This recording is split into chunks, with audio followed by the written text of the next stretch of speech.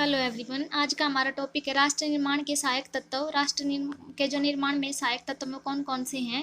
सबसे पहला है भौगोलिक एकता। भौगोलिक एकता का क्या अर्थ होता है, मतलब कोई एक ऐसा स्थान जहाँ पर तरह तरह के लोग रहते हैं और जो एक साथ रहते हैं वो उनमें जो एक अटैचमेंट हो जाती है, जो उनमें एक एकता का भाव आ जाता है क्योंकि वो एक दूसरे के साथ रहते हैं।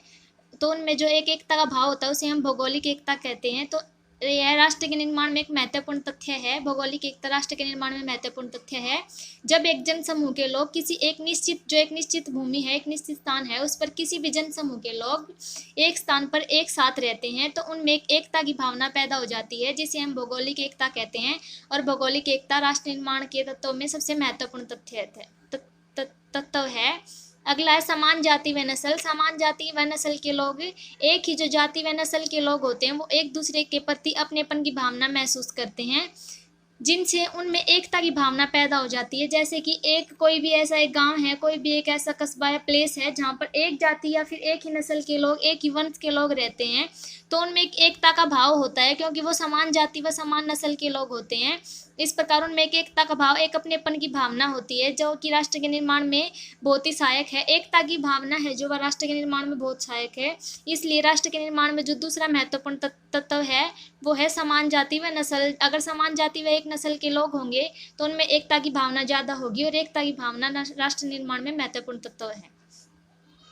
अगला है धर्म की समानता। अगर समान धर्म के लोग भी एक स्थान पर रहेंगे या फिर एक राष्ट्र में सभी समान धर्म के लोग होंगे तो उनमें एक एकता की भावना होगी क्योंकि उनका धर्म एक होगा और समान धर्म के लोग एक दूसरे के प्रति ज़्यादा समानता रखते हैं, अपनेपन की भावना रखते हैं। तो अगला तत्व है वो है धर्म की समानता। राष्ट्र निर्माण में धर्म का महत्वपूर्ण योगदान है।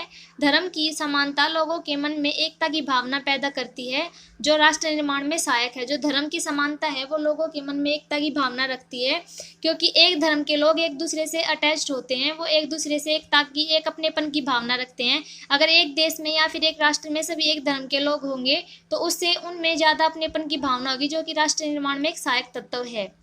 नेक्स्ट है भाषा की समानता। एक ही भाषा बोलने वाले लोगों में आसानी से संबंध स्थापित हो जाता है, बिकॉज एक हमारी लैंग्वेज होती है, एक लैंग्वेज बोलने वाले लोग एक दूसरे से जल्दी अटैच्ड हो जाते हैं, एक दूसरे से जल्दी संबंध स्थापित कर सकते हैं क्योंकि वे एक दूसरे की बात को अच्छे से समझ सकते हैं, अपनी बात उन्हें समझा सकते हैं। और यदि किसी देश में एक भाषा की जो भाषा समान ना हो या फिर भाषा में असमानता पाई जाती है तो वहाँ एक दूसरे के साथ संबंध स्थापित करने में काफ़ी कठिनाइयाँ हो जाती हैं।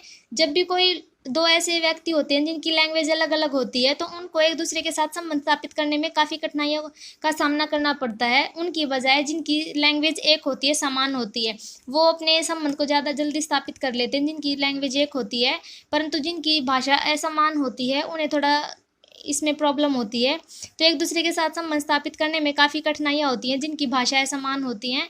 अतः भाषा की जो समानता है वो राष्ट्र के निर्माण में एक महत्वपूर्ण भूमिका निभाती है। तो राष्ट्र के निर्माण में सहायक तत्व ये 4 तत्व थे: भौगोलिक एकता, समान जाति व नस्ल और धर्म की समानता और भाषा की समानता। आई होप आप लोगों को समझ आ गया होगा। Thanks for watching.